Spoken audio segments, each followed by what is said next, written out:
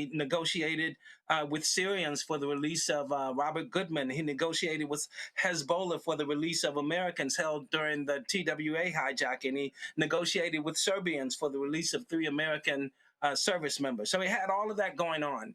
And Roland, one of the things I want to share, which I think was incredible for me, when they asked me how Reverend Jackson might be remembered, along with Martin Luther King Jr., along with Malcolm X and some of the other greats in our African American culture and history, I tried to take it a little bit further, and you have to forgive me for a Baptist imagination, but I said that ancient Athens had Pericles, and Rome had Demosthenes, and London had Shakespeare, and Paris had Camus, and Boston had John Kennedy, and Addis Ababa had Haile Selassie, and Cape Town had Nelson Mandela, but Chicago, this windy city right here in the central part of the United States, had our very own Reverend Jesse Jackson. And that's how he's going to be remembered, not just for the local work that he did in Chicago, not just for the national work that he did for the United States, but for the work that he did throughout the world.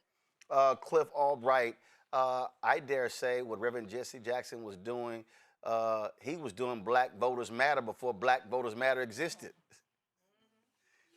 No, you're absolutely right. That was the template. Let me just pick up where Reverend Neighbors left off, and I'll talk about those photos there. That's from 2021 when we were fighting for voting rights, and Jesse was still out there marching. In fact, I'll tell you a quick funny story about that. We were doing a march from the Black Smithsonian to the White House, calling on President Biden to do more for voting rights.